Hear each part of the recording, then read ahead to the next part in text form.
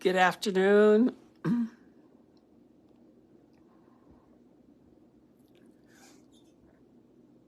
For those of you that are regular Power Hour attendees, you will see that I am not Theta. So I'm just going to wait a few minutes, but my name is Lori, and I do know some of you all out there. So I am filling in for the Power Hour today, and I just thought this would be like, I'm going to position my phone. I just thought this would be like a really good time to, I do this with myself, but also I also appreciate when I am in a wellness space with other, folks. When we do our check-ins, or if you do check-ins on Zoom, or you do check-ins, sometimes I do check-ins before I go to Costco. I get my mind right before I get that cart. So I just like to welcome everybody today, and I'm going to talk about wellness and check-ins. Really, what that means right now. I think in terms of maybe what you're seeing today, what you're going through, what you've been through, where you want to go, and just talk about some tools of wellness. So I'll start formally. Okay, nataniko aste niki wa. Hi, my name is Lori Newbreast, and I'm a member of the Sitsuketepi, or the Blackfoot Confederacy, on both sides of the border. We're borderless, and we are totally out of the box.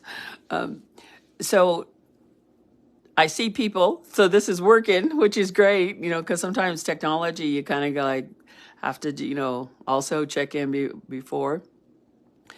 So I'll just tell you, for those of you maybe that I haven't shared time in real life, or maybe you are new to the Power Hour, this is really a chance for people to connect in a really meaningful way, where we are all supporting each other. So I'm your support person today, coming to you virtually. And I've been working, if I really am honest with myself, I started working on my wellness last century, but I didn't even know it. I was the part of my childhood. Yes, it was rough and tumble. Some of it was scary, dangerous, not healthy. But there were points where, through experience, through teachers coming into my life, and I mean people with like licensed teaching, but also I mean it in a cultural way, like cultural teachers who are gifted with the medicine from the Creator, and they themselves sometimes were the medicine, just being their authentic self. To see, as a child, to see a real adult being a real person, that was, to me, that was, something I always held on to when I would meet one of those adults. And I was lucky enough to have some teachers in elementary school. Me and school did not fit. I am not a chair-based Indian. And, being at a desk and in a chair, that's some of my healing issues, I think. I can pinpoint when I decided, okay, I have to do this now, but I'm not going to be what this chair represents. But, like in kid thinking. And so I can look back on my wellness journey, really like people that have, sometimes I didn't know which direction I was going to take, even as an adult. And I would put out my medicine, I would put out my tobacco, I would put out my offering, I would go to an elder and ask for prayers. I would commit to be a part of, for my people, one of our ceremonies, because I needed help from things outside of myself. And also, part of sometimes having been through rough patches, or, like there's all these catchphrases now in English, like to be trauma informed. Well, the thing about, I think, Native wellness is we've always embraced being healing informed. And I thought like that when I was a child. I knew that, kind of like how was it that I was going to find my way out of there? And I think that's one of the characteristics that when I look at my inner child or look at my childhood, that's really like one of the gifts of that. And later on, I learned people call that like resiliency. Like, right, you're trusting yourself in an untrustful environment. And where the adults that surround you or caretakers, and even people like at the grocery store, there might be a creeper at the grocery store and you're a little kid, you're just trying to get your, now there's all kinds of programs against this, but at the time when I was growing up, like, to have every once in a while, like have a treat, so you're just at the grocery store trying to, get your candy or whatever. And and then, you get that weird feeling from adults. So I had good gut check when I was little. And later on, when I came into wellness, and started hearing all the, the language of wellness, and they'd call that resiliency factors. And I was like, well, I'm going to let them call that, but I'm going to see how that feels in my heart. Because how I identify myself now is I'm a human being, I'm a Pikaniaki, and that's it. That's my core identity.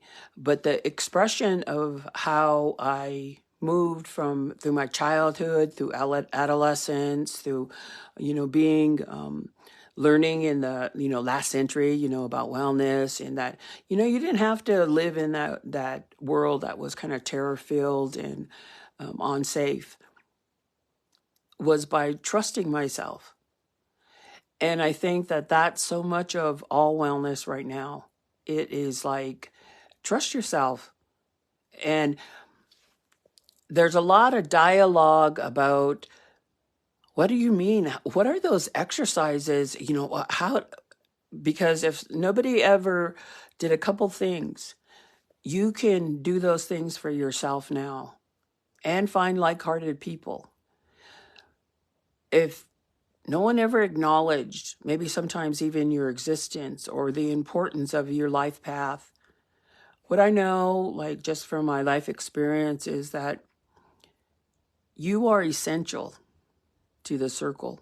There is no alternative right now. It's you. No one could take your place. There is no substitute.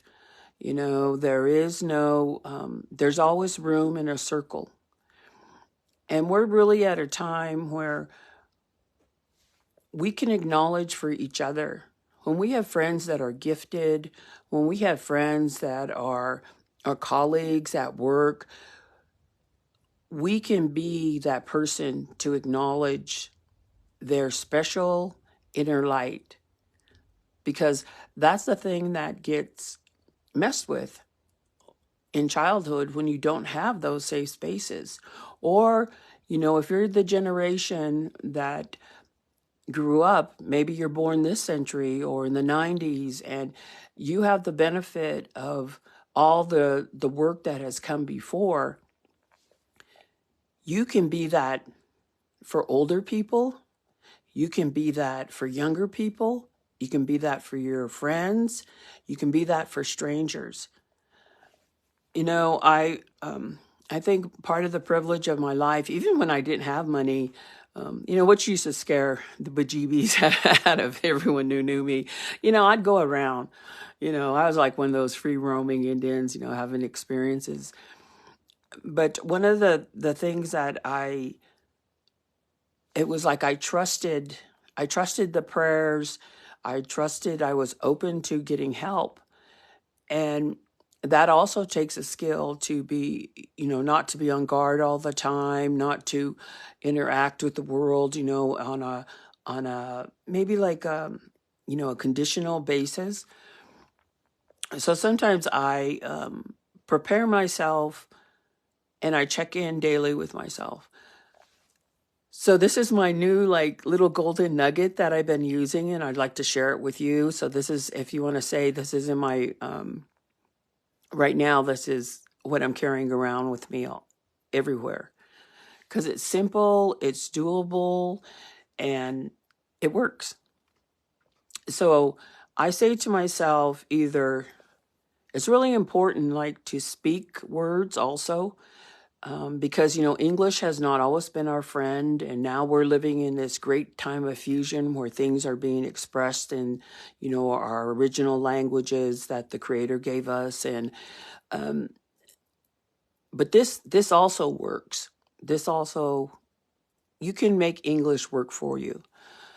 So I just take in a breath simply, using my diaphragm. I could be standing. And when I exhale, this is what I tell myself: I am giving you the gift of inner peace. And I heard this as part of a lecture series that I was listening to on, people that heal and they support healing from, adverse circumstances or trauma or, assault or, all the things that harm people. And it's real simple. So the first time I did it, I was breathing in. So I take a breath and, then I'd say it. I am giving you the gift, which is I'm giving it to myself, of inner peace.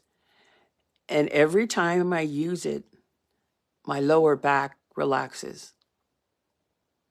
So I want to say this is a Indian proof from my part, or a Pikeni Aki proof exercise, that it is something that is accessible to everybody. But that self-talk, that sort of like, that can interrupt your healing pattern, or maybe, you get treated sharply by somebody, just those things that just sting, or maybe you witness somebody treating one of your relatives really bad, or, your children or your dog even, like, don't get me going about dogs, but, that's a whole Power Hour series, the medicine of dogs. And so, but that exercise, a simple breath in, breath out, and what you're saying to yourself is, I am giving you the gift of inner peace. And so what happens with me every time is my back relaxes. And if I'm already relaxed, it continues to stay relaxed. So in wellness, things that I've picked up, like kind of like for my whole body person, is to really be open to listening, but also to engage those gifts that I've been given, my intelligence, my experience, and then the knowing that my body feels, that my body will start to feel if I'm in a good place. And I think I really am appreciating the privilege of the longevity that I've been exposed to, people that were and are working so that things get better, not just for themselves, but for their communities, their cultures, the futures.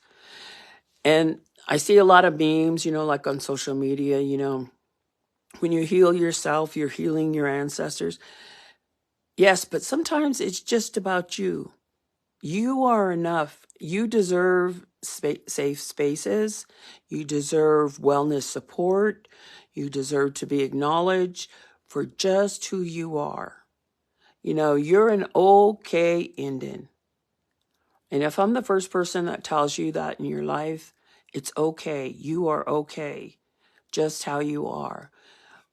That's really important also, because the burden of what happened before is not something that the ancestors wanted us to carry forever. And we're in that transformation generation. If you're breathing air right now, and if you're logged into Facebook, I hope you breathe in some air. Really, that's our privilege of being alive. We're getting to transform. We're getting to maybe name and still start those healing journeys for our people collectively. And so I had a conversation earlier with one of my colleagues, like I've been privileged to work with for decades. And, I care for them. I love them. I love their family. I've seen their family grow. I know their cousins or, I just have had a lot of really heartfelt experiences. And we were talking about the use of how we phrase things, the difference between required and mandatory. Now, if you just do your gut check, if I tell you it's mandatory you do something, for me, like I'm like, first, I've learned to control this as an adult and through my own behavior modification on this ending, I have, I don't go mandatory.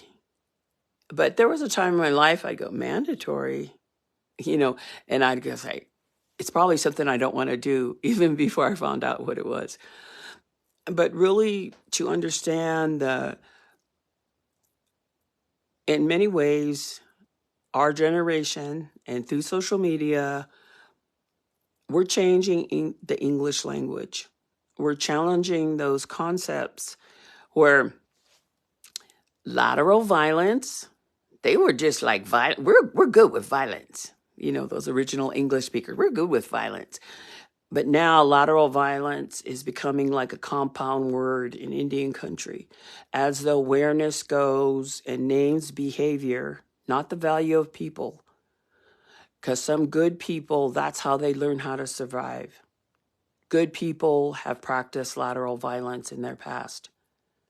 That's a survival mechanism. But what is the healing part of it? The healing part is saying, well, what is lateral kindness? What is lateral peace? And that is like challenging those pillars in the English language. But also when you go back to to your own root language, or you had the privilege of hearing many indigenous languages, really love and kindness were at the center of our strength. And so we have to not constantly, because it's kind of coming organically, like we're the original organics of this continent, or both continents. All over the world, the indigenous people are like the original organic certified. When we start thinking about what held us together, I was asked, I had the privilege of talking about one of our elders, and like already I get like teared up, like thinking about her, to honor her and talk about her in an interview. And they asked me this question. I was like, that seemed like a agricultural question. They said, what do you think motivates her when she gets up in the morning?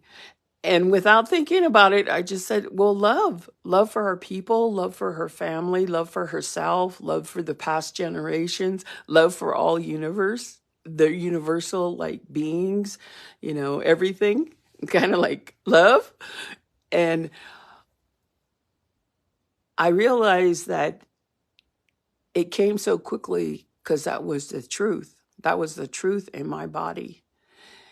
And when I've been privileged to hear some of my, early on in my life, or sometimes just last week, hear people talk about how much they love somebody, or, oh, that was so beautiful, we were all together, and really the feeling that you get when people are all acting in a kind way, in a generous way, in a loving way, that's a feeling that can hold, that's like a life raft sometimes in the world that we're living in, because there are still challenges, beyond our own communities, but even like internally, there can be a challenge for yourself. Like, how do you embrace yourself as you are like maybe having a new path for yourself? And what does that self-compassion mean? Well, self-compassion means you have a community of compassion because you can't go it alone. You are never alone. The Creator has, and the earth and everything that runs it, gifted us with air today. So self-compassion really means you have a community of compassion. And I'm for wherever you find that. Maybe I love one of the other organizations, White Bison, they always say in the rooms, and they're talking about their cyber rooms. Like, if that's your community of compassion, go there. If you need because sometimes you need a reboot, right? There might be, enter a period, you'll have your own rite of passage, like through aging. You might want to be around people that share that longevity of living. And so you look for a new community of compassion. And that's really part of self-compassion, is not having to be the only person trying to practice or trying to expect, really you're like your authentic self to express love. So compassion is also self-compassion is finding like-minded humans, finding your community. And they don't always have to be your friends, because sometimes they're just people that you are situationally. That's kind of how I look at conferences and gatherings sometimes that we pay to go. Somehow Indians get there. I won't say all the magic that they have to work to get there. But those sometimes are situational. And the Creator's is through all sorts of human effort, is creating circles of compassion. Maybe you have that other friend that they're your sober friend, or that they're your friend that you could talk to about inner child. You start to identify those people. And sometimes you need that situational boost where you go and you meet new people. You expand that community. And I think that that's really what I have witnessed in the last decades that I have participated in either prevention activities or prevention. We were preventing, and I was like, okay, well, like, isn't there an end to prevention? Like, where are you going to go? Kind of like, what's the roadmap that was just my question as a young person. What's at the end of this, preventing everything? What about embracing stuff? How do you go move to healthy decision making, healthy well-being, all of those things? And sometimes at those places, those situational places where everybody decides to go meet at a place and you come together, I went to conferences, I went to workshops, I went to things that were free, I went to things that were non-Indigenous, just because I heard something or I felt something or somebody invited me. And then I would try it on. And I think sometimes we learn about what a risk factor is. Well, there's also a healthy expression. What is your healthy risk? So I shared that exercise with you, simple, just breathe in, breathe out, and tell yourself, I give you the gift of inner peace. So just to try it, if you tried it, that is like a healthy risk. So, but sometimes situationally, I've been brought to places and I integrated the teaching that I always heard from somebody. Well, you ended up there for a reason. So as I matured, I tell myself, I better pay attention.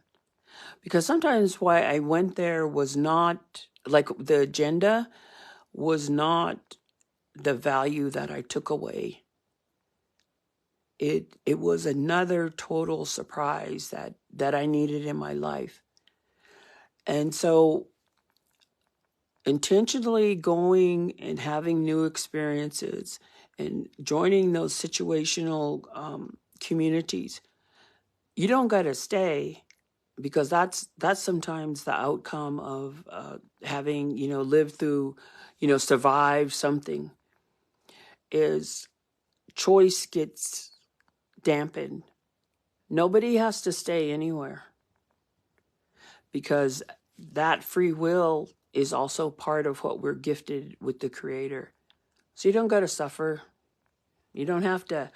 Maybe you have a job that, you have to go home and the first thing you have to do is lay on the floor, or, like smudge, or, and it's okay to look at a situation you're in every day, but also situational.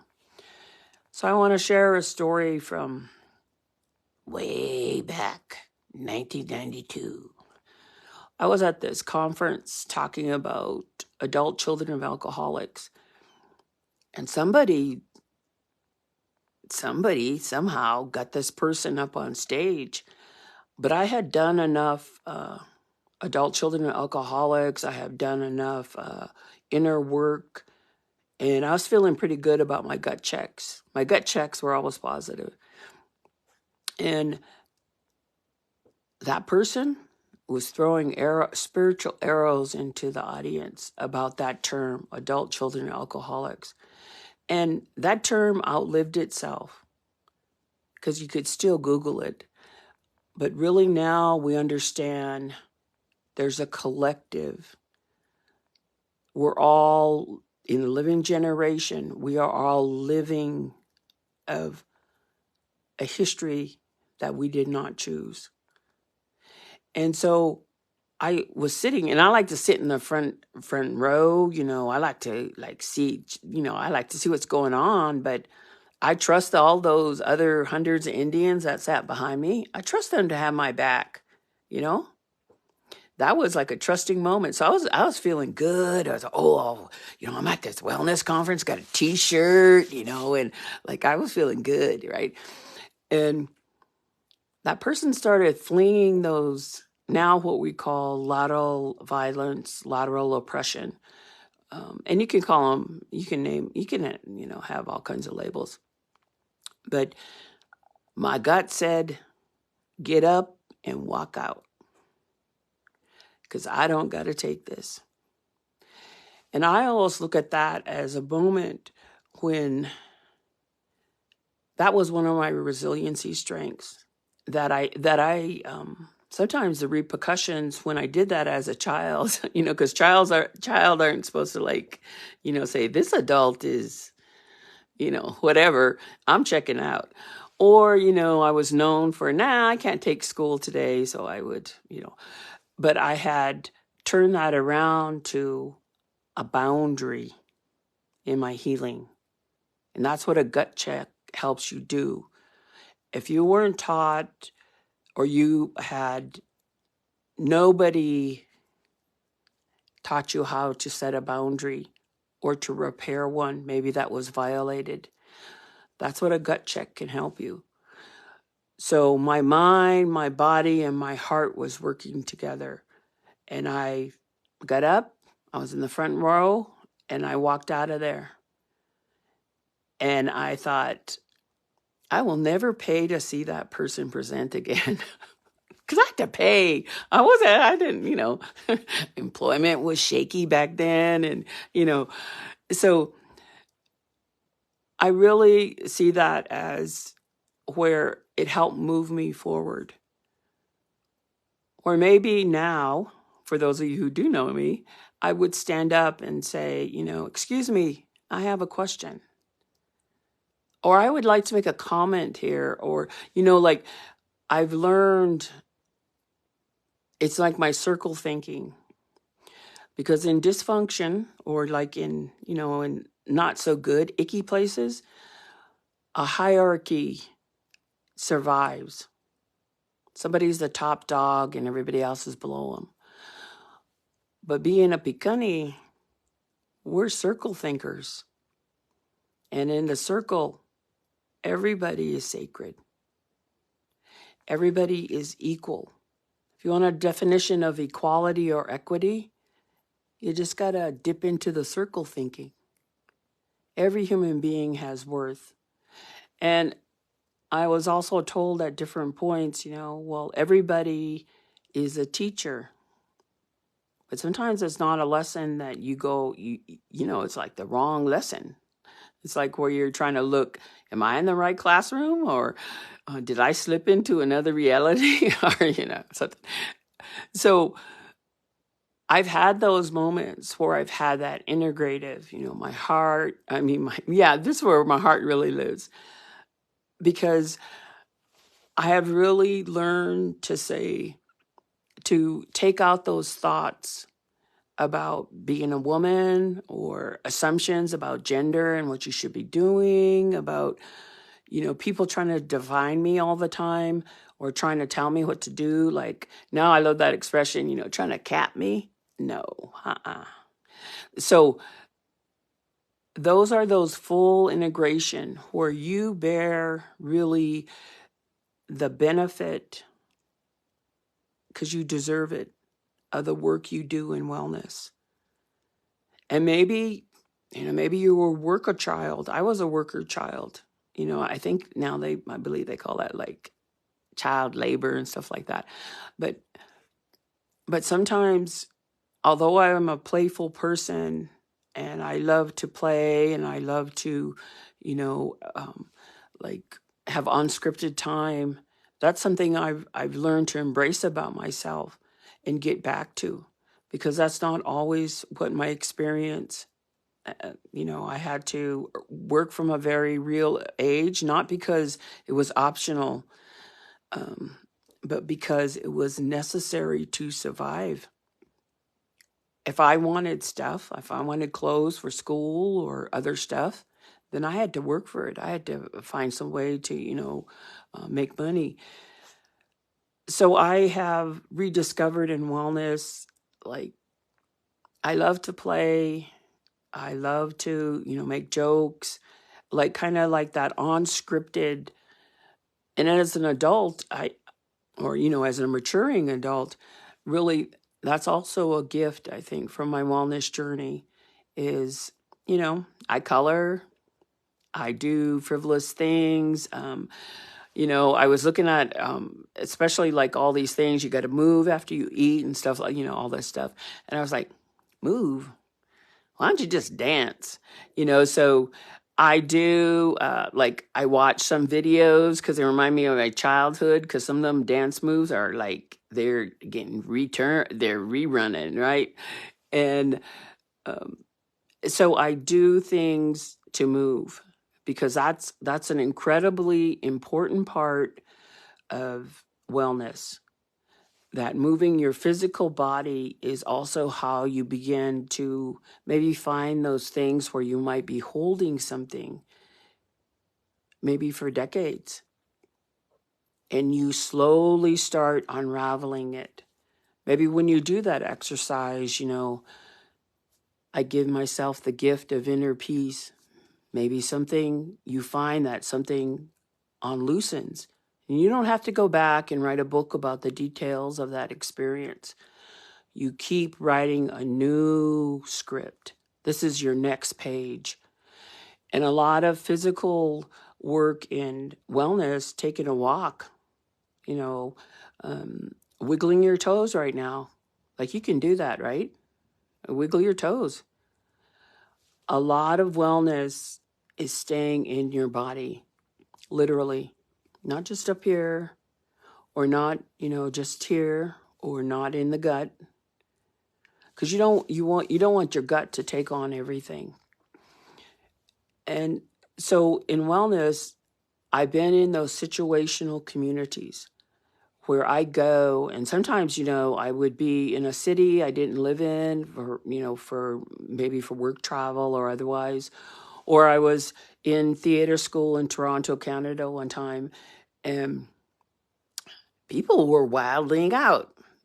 And I didn't drink. I didn't do that. Like, I didn't want to do that either. So what I did is I put down tobacco and I prayed for somebody to come and help me.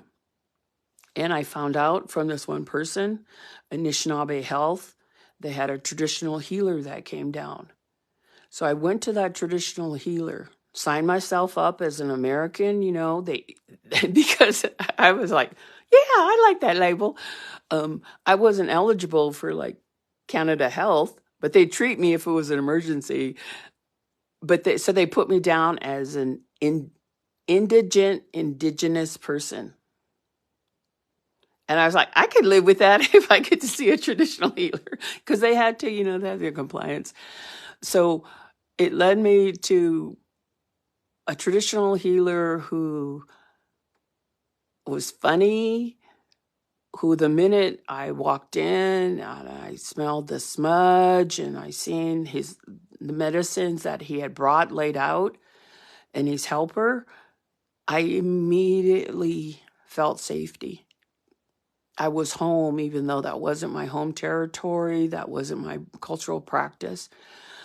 But that tobacco led me there because I was taking into my body those other things that I had to bear witness to, and they weren't my own.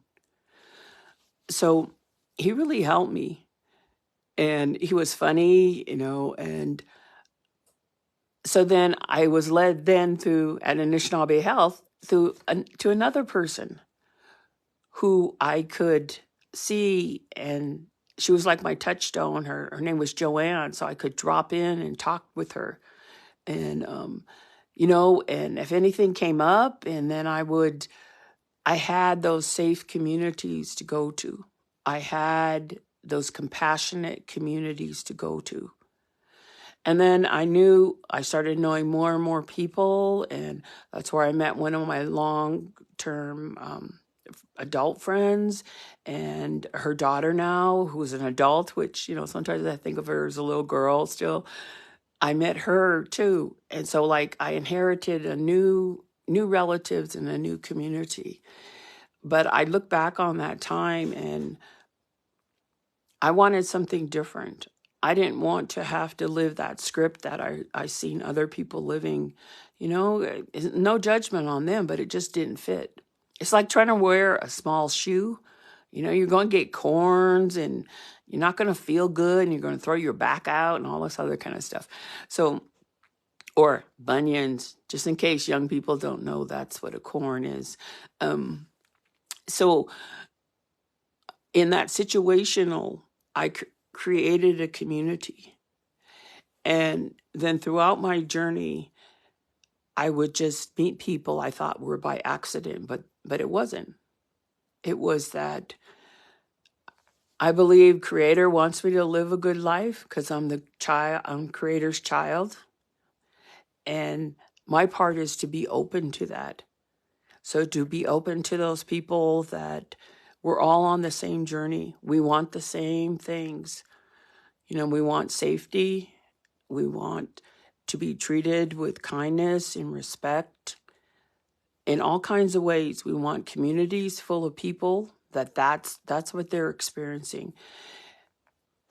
And I know in my spirit and in my soul, we are going to get there. We are going to restore those safeguards where safety isn't an option. It's the norm. You're safe when you sleep as a child. You're safe as a woman walking down the street. You're safe as a man walking down the street. You don't have to prove anything. You're a man. Creator made you a man. Or, our two-spirit relatives.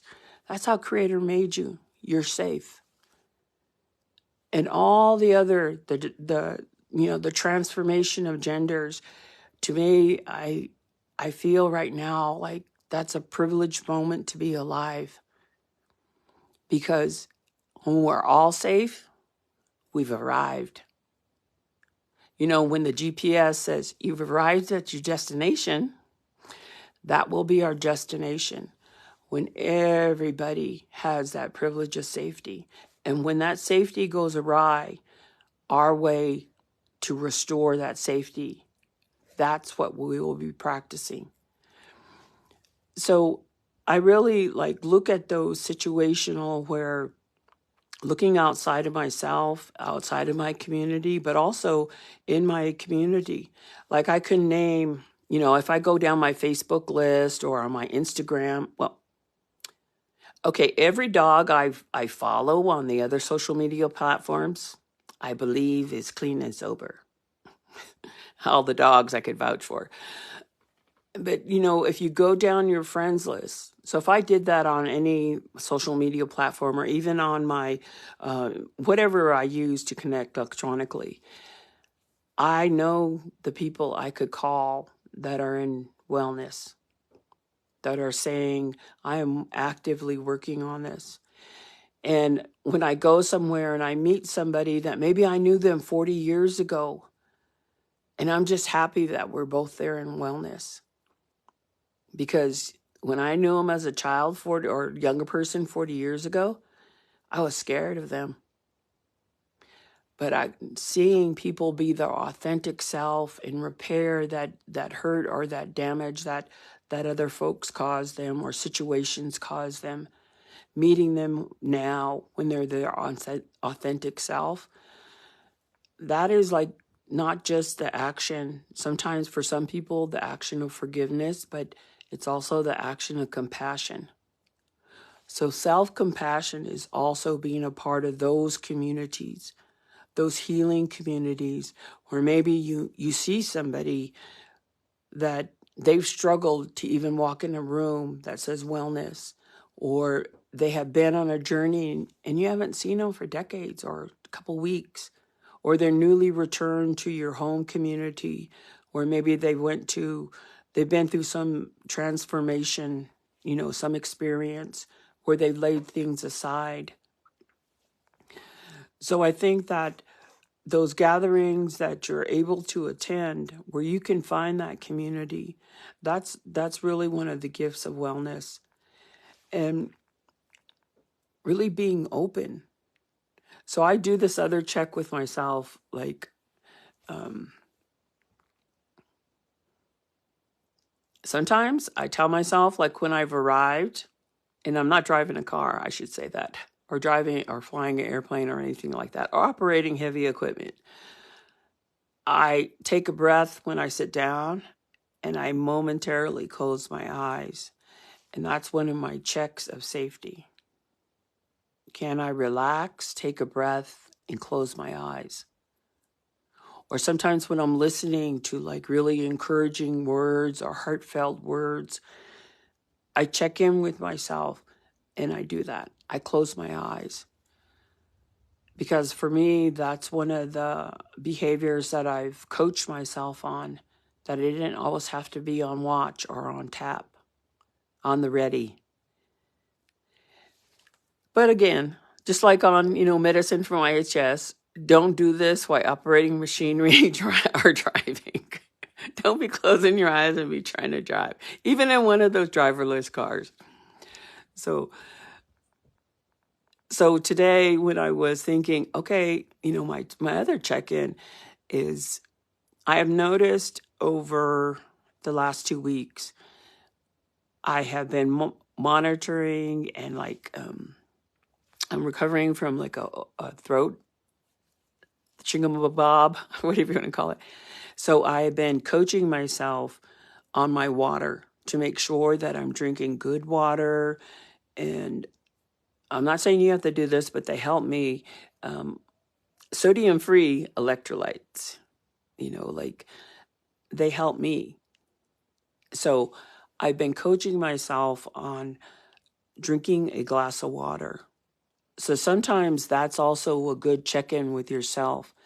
Like if you have a glass of water, or maybe you're in a work situation, a conference situation at the airport, or, before you go into Walmart, take a drink of water and be mindful of when you swallow it.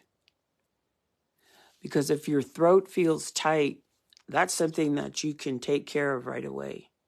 So I'm going to share that with an exercise with you. And I was like, wait, did I brush my teeth before this? So it's real simple. Like if you take a drink of water and you feel like maybe a catch in your throat, and you can even do this with your lips together, but it changes it, is you just put the tip of your tongue behind your front teeth and you roll your tongue out. And there's a sound that goes with that when it's appropriate. Bleh. But if you're trying to be, suave and, you're in a professional situation. Wait, let me put my pinky up. You can also do the same thing.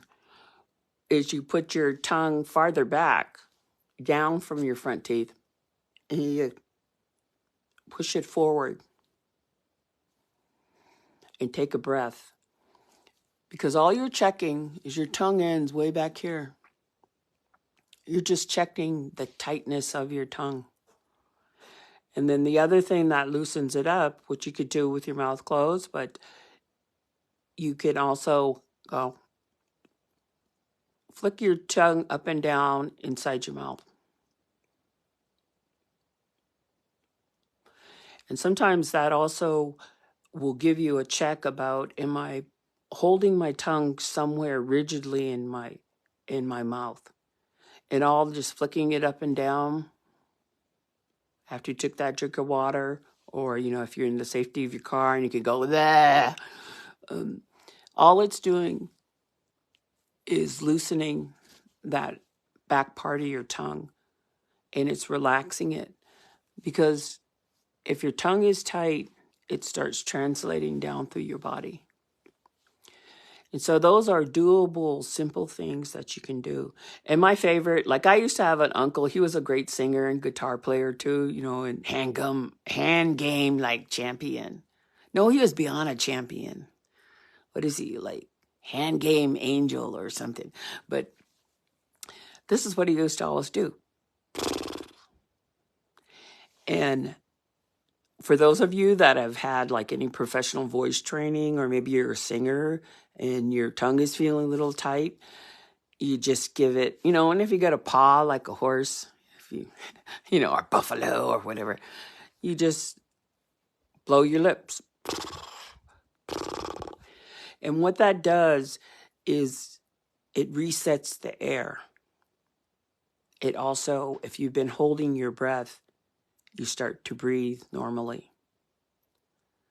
So if you got to be, all concealed and stuff at a conference, you could go, nobody will know it's you, right? And so hold your notebook up or your phone real close up to your mouth. And all of those things do is they help you breathe better. But water can be a real good thermometer in wellness. And so there's so wiggle your toes if you're still with me. Raise your eyebrows. I can't see you, so I'm trusting you right now. So the one thing, if you raise your eyebrows and put on a smile, now relax your eyebrows. And your whole facial muscles start to relax. And that's like a simple thing. You don't need to, pay $99.99 or $1,000 at a conference. Those are like simple things that you now own. I transfer you that ownership because you've come on the Power Hour. And those are little tricks where, you're reparenting yourself, you're self-coaching, you're just saying, I want to give myself that good opportunity. I'll give myself that. I give myself the gift of inner peace. I'm going to blow my lips, flick my tongue, raise my eyebrows, let them drop, because you're giving yourself that best chance to walk forward. And so those are like physical things, but they're connected. We're not like that. We're not like that variety pack of like lunch meat or something. We're all connected. Everything, your nerves are connected to your hands. And then that's the other thing too, is you can give yourself a test, or maybe there was something that You just want to start your day like before coffee, before water, before anything. And you merely expand your hands as far as they can go. You open them up as far as they can go. And then you relax them. And then you do it again. Or maybe you've been at the keyboard, because your hands will start sending a signal to your body if they are tightening up themselves. Like if you make a fist, a way to discharge, ooh, that was a bad experience. Phew. Give it over to Creator, or I always say, send it up there where it'll cause nobody no more harm, because it's all about wellness. It's about just all those things. You deserve to have your own bag, your own tool bag, what works for you to help you move forward in a good way. Even if it means you're moving forward, in a couple minutes to another task or another situation. So in wellness, because now you can Google it, like people are paying for wellness and trying to figure out how to, anyway, we won't go there. But what I'm saying is, I would say wellness is the birthright of every Indigenous person and really every human being. Like, if you hear your teachings or you look up origin stories, the many of them are about how prior to contact, we again remade ourselves in tough situations. And maybe our people were gifted great ceremonial items. They were gifted a new way of being, or other things in the universe said, I'm going to help these folks out. And our sacred relationship to animals, to the air, to the water beings, to all the beings that exist in the universe. Many of them gifted sacred items to our people, to the star people,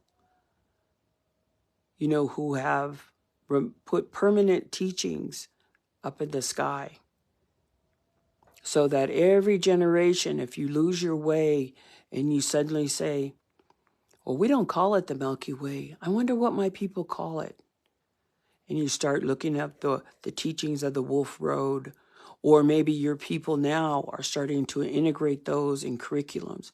That's your birthright, because that's part of the spiritual medicine, to be able to hear your origin stories, to understand that you, no matter where you are right now, you're connected to the sky, to the place that is beyond where we can go.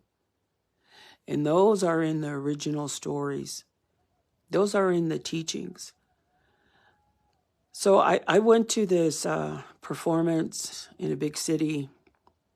I took a healthy risk. It was one of my friends' bucket lists. And I know what they got out of the performance because they knew everything about it. But it was about the dances of Indigenous people. And in there was this one character that this one dance was devoted to. But it wasn't from my culture.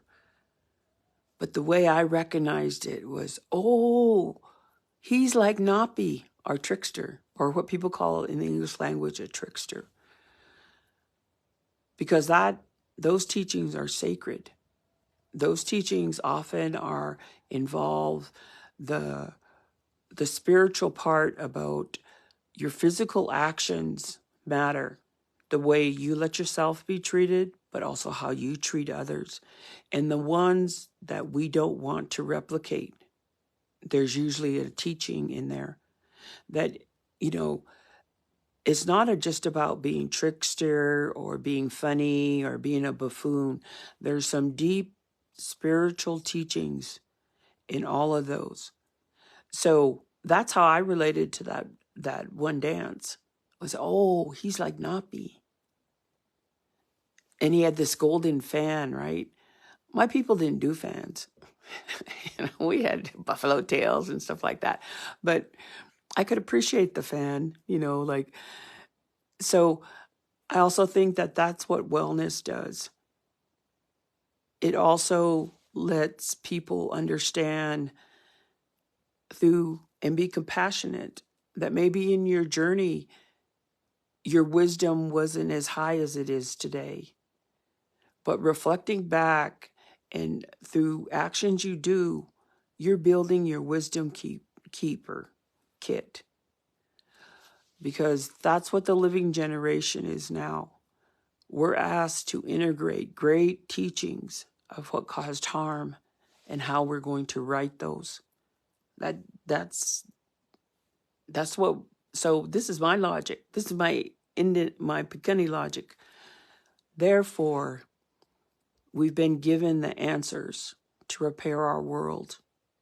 And when I look back on one of our stories of one of the people, the sacred people that came when our world was topsy-turvy, and this was before contact, that person taught us lessons of how to live together. And when something goes awry, what must be done. It's like that spiritual journey back to wholeness. Yeah, you may have been harmed, but this is the way you move forward. And so those teachings of spiritual principles, of that the sacredness of life, that's in all cultures. But there's been harm to all of our cultures. And really, that's what the wellness movement is. And outside of it, anybody having a ceremony today, your life is a ceremony. So today, you're in ceremony of moving forward. Yes, there will be challenges, but you have a way to figure them out. And you don't have to do it alone. I think that's the other, like teaching of compassion or self-compassion. You can be supported. You can find people to support you. Because that's what interdependence really is. That's what the circle shows. If somebody needed to take a nap in the circle, like when I've been sitting in a circle with all ages and stuff, and, there's little kids or, maybe an elder or maybe somebody, it took everything they had to get to that circle, to sit down in a ceremony, and they need a nap. So I've had people lean against me, and I let them, because that's healthy interdependence. This person needs just a little pause, needs a little rest. Or maybe, somebody comes without a blanket, and you are in a place to gift them a blanket that maybe you brought. That is so that's how I see wellness, is when we come into those communities, when we need a refresher, or you have come to this power hour and you figured out I'm not Theta, I'm Lori. That's really the time we're also in, that we have all these awesome tools to say, I never heard lateral violence or self-compassion. I'm going to look that up, or, I'm going to come back, or I'm going to look for an intentional gathering or situational community to belong to, because I need to regroup myself. I need to have a breath, a pause, or a celebration, because that's the note I would like to leave on today in this power hour. Celebration is as necessary as breath. And so if nobody has ever celebrated a strength you have, there's also another saying that comes on: let it begin with me. So that pride, that's where self-respect and pride start. So I'll leave you with this thought, that it's helped me on many days that were good, trying days. Sometimes, situational, I was in situations I knew I had to bear. I would always tell myself, yes, I'm the biological child of these two people, but this is my other self-talk. I am a child of the Creator. And if you say that to yourself, I am a child of the Creator, kind of sit up more, like your posture gets better. And if you keep saying it, when I first used to do it, my whole body would be covered with chills. And I would have a tear. Even now, like in some parts, I would tell myself, I am a child of the Creator. And I would feel that. And I'd feel it through the breath. Because that's the truth. You are a child of the Creator. And in that, you are guaranteed to have those communities that are supportive, compassionate, safe, and kind. So I just want to really express my appreciation for each and every one of you out there in Facebook land. Is it La La Land? I don't know, but it could. So if you feel like singing a little song to yourself, that's also could be a gift of how to restructure your breath, but how to express. And I really just want to express my gratitude for each and every one of you for joining the Native Wellness Power Hour, and to have a beautiful day. So I'll see you later. Now I'm going to log off.